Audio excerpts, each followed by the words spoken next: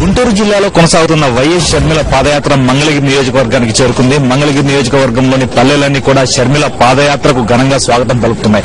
తమ సమస్యలను, కష్టాలను, కన్నీళ్లను తెలుసుకోవడానికి షర్మిల తమ గ్రామాలకు వస్తున్న నేపథ్యంలో వివిధ వర్గాలకు చెందిన ప్రజలందరూ కూడా ఆమెకు ఎదురేగి తమ సమస్యలను వివరిస్తూ రాజన్న రాజ్యంలో తాము ఏ రకంగా సుఖంగా ఉన్నామో, ఈనాడు తాము పడుతున్న బాధలేంటనేది ఆమె దృష్టికి తీసుకొస్తున్నారు.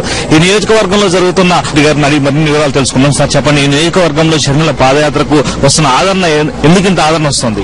మరీ ముఖ్యంగా వృద్ధులు, మహిళలు అత్యధికంగా పాల్గొనడం జరుగుతూ ఉంది. దానికి ఒకటే ఒక కారణం, రాజశేఖర రెడ్డి గారు ఉన్నప్పుడు ఏ అయితే పథకాలు ప్రవేశపెట్టారో ఆ పథకాలు మొత్తాన్ని కూడా కాంగ్రెస్ ప్రభుత్వం తెలుగుదేశంతో కుమ్మక్కై ఈ రోజున ఆ పథకాలు మొత్తానికి అంటే తొంగలో తొక్కింది. కాబట్టి ఆ పథకాలు ఈ రోజు తిరిగి కొనసాగించడంలో ఆ ప్రభుత్వం విఫలమైంది. కాబట్టి మరి వాళ్ళందరూ కూడా తిరిగి జగన్మోహన్ రెడ్డి గారు ముఖ్యమంత్రి అయితేనే ఈ మళ్ళా తిరిగి రాజశేఖర రెడ్డి గారు ప్రవేశపెట్టిన పథకాలు మొత్తం కూడా తిరిగి కొనసాగుతాయి అనే నమ్మకంతో మరి ఈ రోజున విశేషంగా ప్రజలంతా పాల్గొంటూ తమ సమస్యల మొత్తాన్ని కూడా షర్మిలమ్మ దృష్టికి తీసుకురావడం జరుగుతూ ఉంది. ప్రధానంగా ఈ నియోజకవర్గంలోకి షర్మిల పాదయాత్ర జరుగుతున్న నేపథ్యంలో పసుపు రైతులు కానీ, అరటి రైతులు కానీ ఏ రకమైన సమస్యలను ఆమె దృష్టికి తీసుకొస్తున్నారు? ముఖ్యంగా విద్యుత్ సమస్య అండి. ఎందుకంటే రాజశేఖర రెడ్డి గారు ఉన్నప్పుడు ఉచిత విద్యుత్ ఇవ్వడంతో పాటు ఆయన మరి 9 గంటలు 7 గంటలు మొట్టమొదటిసారి ఉచితంగా విద్యుత్ ఇవ్వడం జరిగింది. అది కూడా ఆ విద్యుత్ కూడా నాణ్యమైన విద్యుత్ ఇచ్చారు. అంటే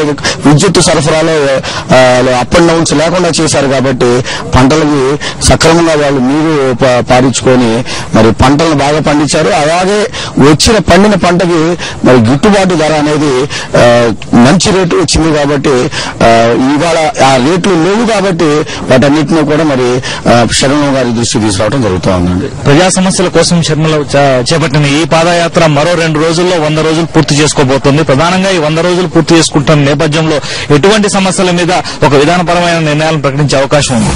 ముఖ్యంగా ఈ మంగళగిరి నియోజకవర్గంలో చేనేతలు అత్యధికంగా ఉన్నారు. కాబట్టి చేనేత సమస్యలు ఏవైతే ఉన్నాయో రాజశేఖర రెడ్డి గారు ఉన్నప్పుడు మరి చేనేతలకు ప్రత్యేక ప్యాకేజీని ఇవ్వడం జరిగింది. అదే ప్యాకేజ్ తో పాటు వాళ్ళకి లోన్లు అందించడం కానివ్వండి, రాజీవ్ గృహకల్పలో వాళ్ళకి ప్రత్యేకంగా ఇళ్లను కేటాయించడం కానీ జరిగింది. అవన్నీ కూడా ఇవాళ మరుగున పడిపోయినాయి. కాబట్టి తిరిగి వాటిని అడ్రస్ చేయాలి.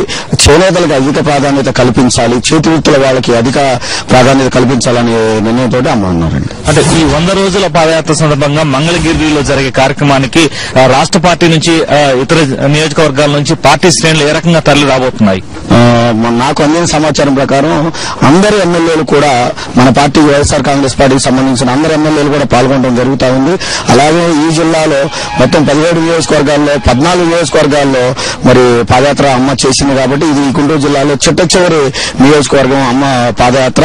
కాబట్టి మిగతా 13 నియోజకవర్గాల వారు కూడా రేపొద్దున 100వ రోజు పాల్గొనడానికి సమాయత్తమవుతా ఉన్నారని, భారీ సంఖ్యలో ప్రజలు హాజరవుతారని నేను ఆశిస్తా ఉన్నాను. మంగళగిరి నియోజకవర్గంలో 100 రోజుకు చేరుకోబోతున్న షర్మిల పాదయాత్ర సందర్భంగా ప్రధానంగా చేనేత సమస్యల మీద ప్రస్తావన వస్తుందని చెప్పి ఆళ్ల రామకృష్ణారెడ్డి